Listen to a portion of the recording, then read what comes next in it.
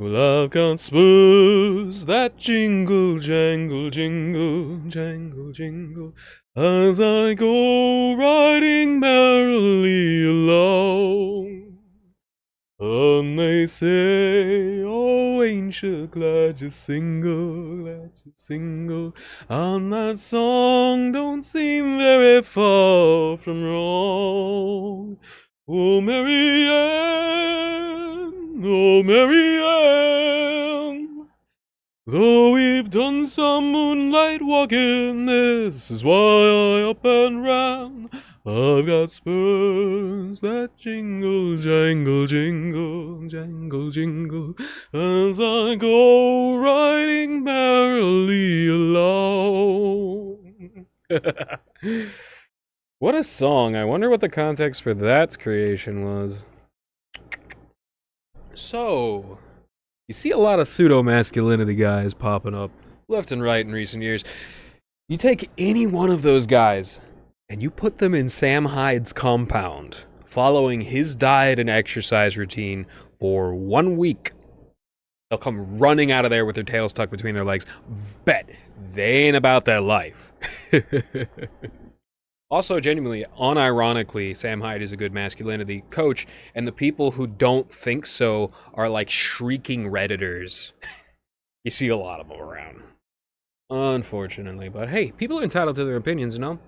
But just counter-argue against it, like, don't just go, where, you know? Come on. You might think environmentalism is a fool's errand, but I assure you, it's very pragmatic.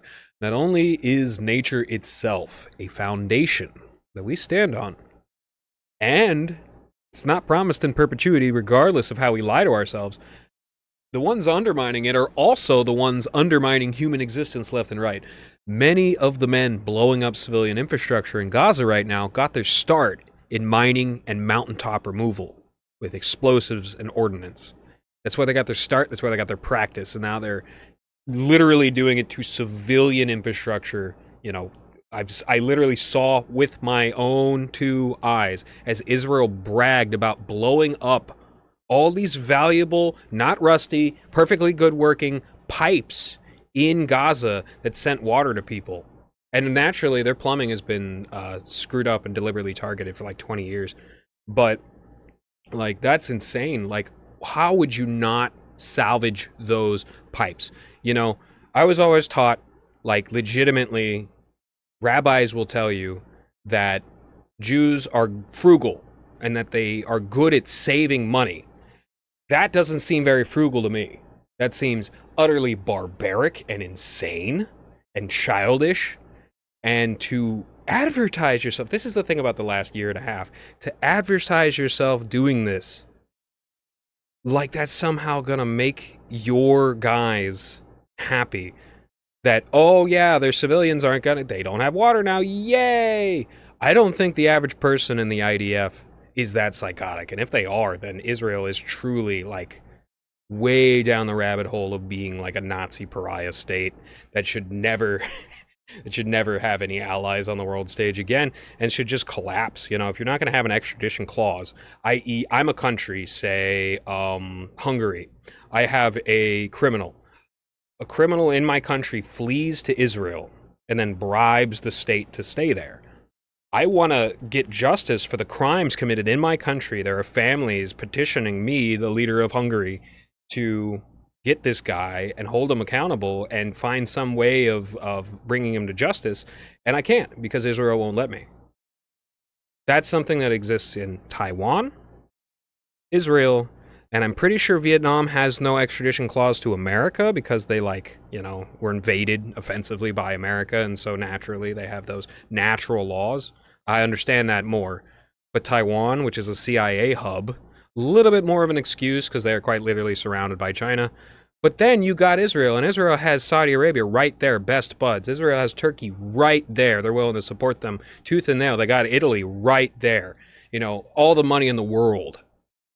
And they are an annoying pariah state that thinks that projecting their bad behavior somehow makes them look cool, which is what you see a lot on American streets these days. But more and more as more Israelis come into America, You see it on American streets, you see it on American media, that these people whose entire lives are about abusing the things that are paid for by the community, such as roads, and then annoying every single member of that community as much as possible, chances are that person wasn't raised in that community. And, like, we do love scapegoating Mexicans. Yes, it's true. We've been doing it for a long time. They took our gerbs. But the real start of it all was the assassination of Kennedy. Who managed to pull that off? A much, much, much, much more capable Zionist council. Before it was AIPAC, it was called the Zionist Council. It was like Israel's propaganda arm, and then they changed their name to AIPAC, as they recognized, Zionism isn't a term that we should be using. It's a term we need to keep occultum, and then just conflate Semitism with Zionism as many times as possible. That's how that went down. But anyways, let's move past that boring, stupid country.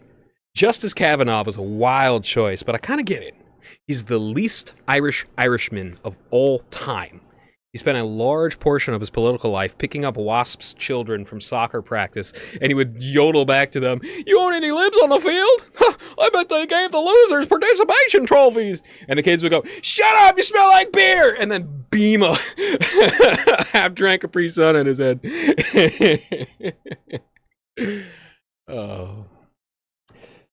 I've been thinking about the name Torlebach, which anglicizes to Turlo, like Turlo weed, but that romanizes to Thoreau, like Henry David Thoreau. And this is exactly where the term thoroughly came from, and I can't help but recognize that Torlebach O'Brien's expulsion of the Jews and thorough rejection of their bribes to enter his society and start undermining his society from the bottom up, which is exactly how you have ecosystem destruction everywhere. You have first the microbiome is destroyed. It happens in your own body. It happens in the ground. First, the microbiome is destroyed. Mycorrhizae is destroyed. The small, tiny micro animals that feed off of that environment are destroyed. Then the larger animals that feed off of those smaller animals are destroyed. And eventually, it echoes out into the food chain. That's exactly how proto-Zionists infiltrate and undermine a society from the bottom up. And unfortunately, like, as I said, like, manufacture a problem, sell the poison solution. If a leadership position is blind to that, and they choose or are forced somehow into the position of tyrancy, which is to lead without looking, then literally that's the destruction of an entire country. A culture that might have lasted for thousands and thousands of years, snuffed out and replaced with like a shell, occupied by a parasitic, demonic force of, it's not really a blood thing, and nor is it a religious thing.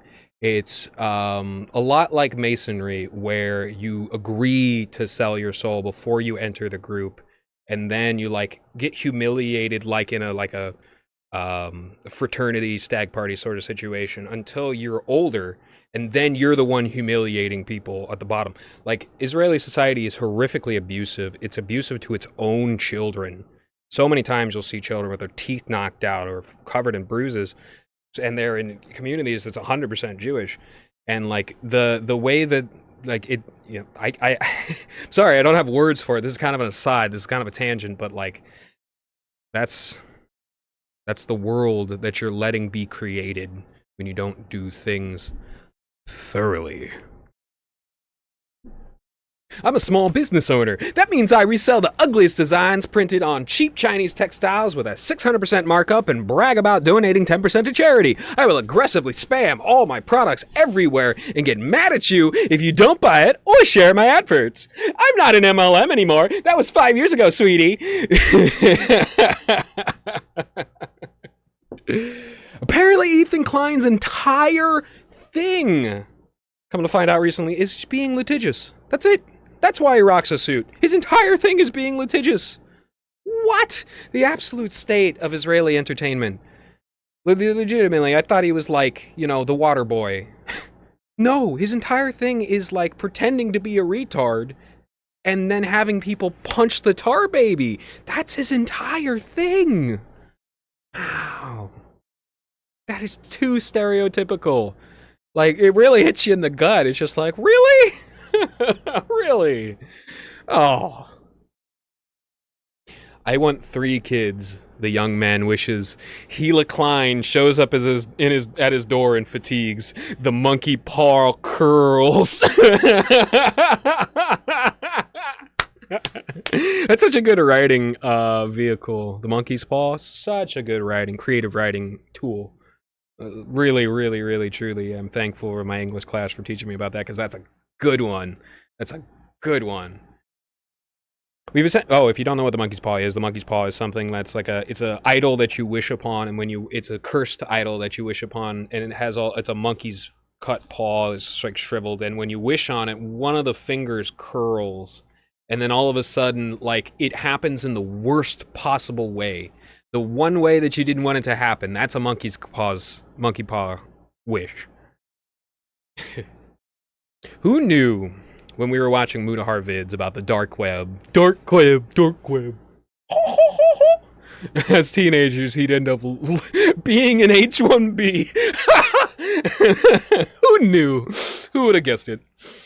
You know, we've essentially watched a Khmer Rouge level atrocity recently, only this time we have phones that can record things in real time.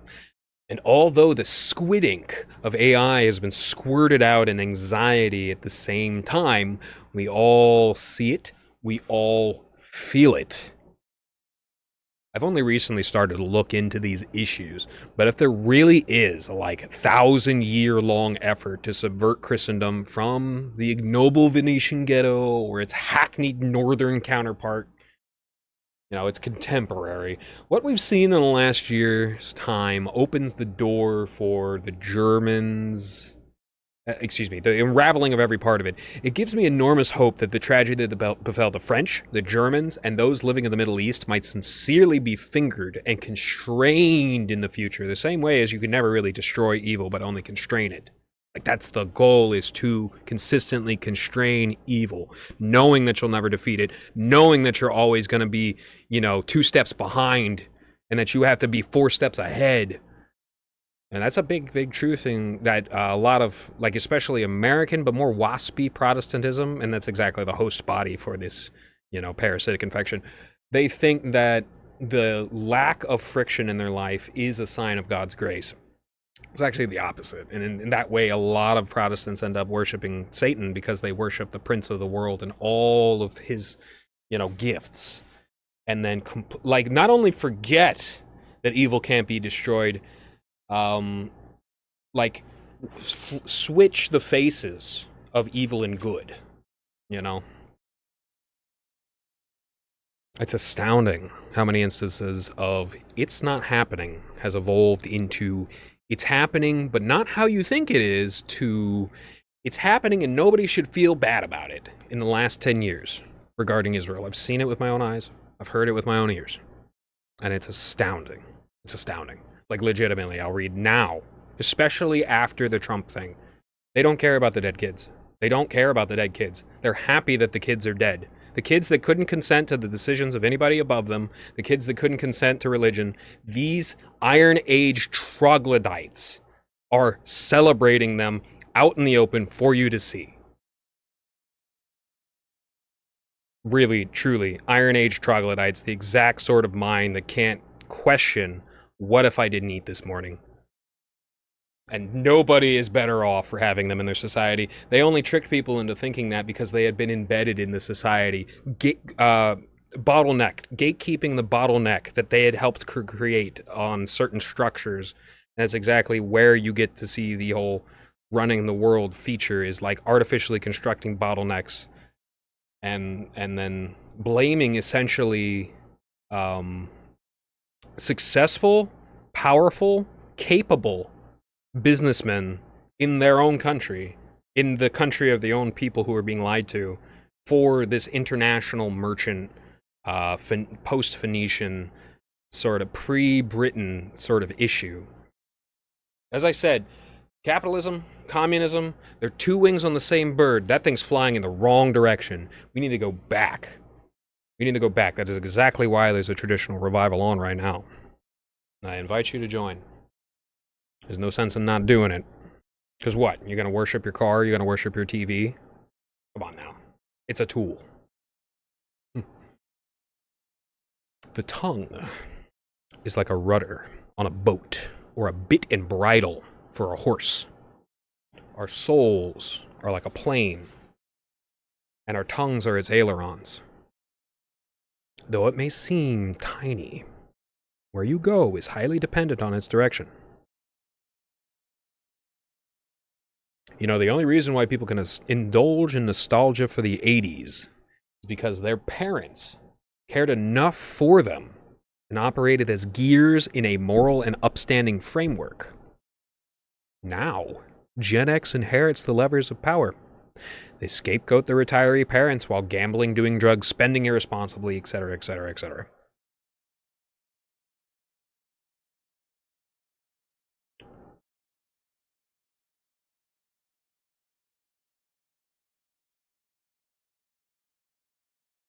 Like digging a post hole with a hoe.